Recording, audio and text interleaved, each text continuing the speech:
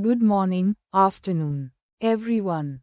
Today, I want to talk about a recent cyber attack that serves as a stark, urgent reminder of the threats facing our critical infrastructure.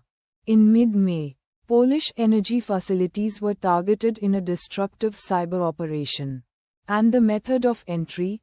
It's something we've been warning about for years.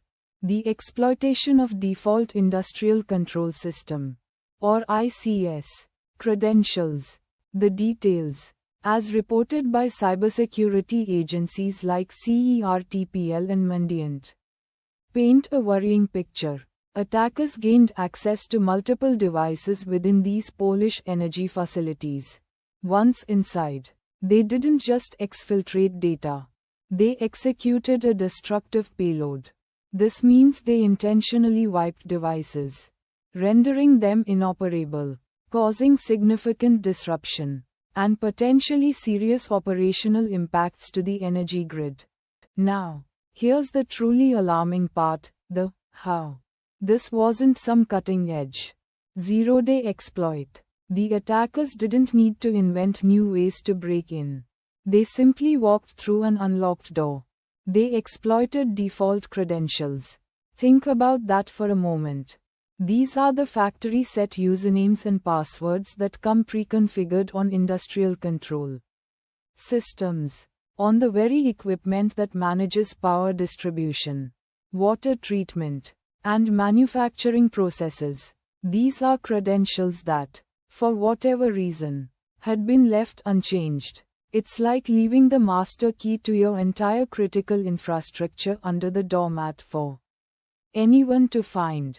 This fundamental security lapse allowed a sophisticated nation-state actor to bypass robust defenses and execute a destructive attack. So, who was behind this brazen act? Cybersecurity experts attribute this attack to a group known as UNC1151, also referred to as Ghostwriter or TA416. This is not some random group of hackers. UNC 1151 is widely believed to be tied to the Belarusian government. This adds a critical geopolitical layer to the attack, suggesting state-sponsored sabotage targeting a neighboring country's vital infrastructure, potentially in retaliation or as part of broader regional tensions. So, what does this incident in Poland mean for all of us? Firstly, it underscores the escalating threat to critical infrastructure worldwide. Nation-state actors are increasingly willing to move beyond espionage and reconnaissance to actual destructive operations. They are probing, they are infiltrating, and when they find an easy entry point, they are prepared to cause real-world damage.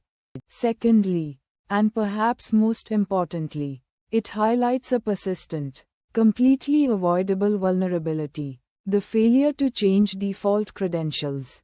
These are the low-hanging fruit for attackers. Yet they continue to be a primary vector for compromise. For systems that underpin our societies, from power grids to water purification plants, to transportation networks, such basic security weaknesses are simply unacceptable. The potential for widespread blackouts, industrial accidents, or even public health crises due to a forgotten password is very real. This attack serves as an unequivocal wake-up call.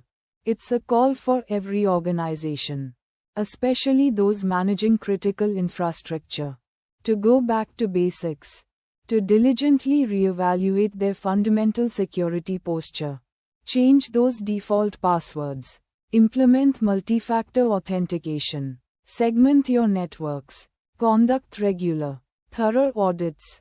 Our collective resilience against these sophisticated, and sometimes surprisingly simple, attacks depends on it. The incident in Poland isn't just a headline. It's a blueprint for what can happen when foundational security principles are neglected. We must learn from it and act decisively to protect the vital systems that power our world. Thank you.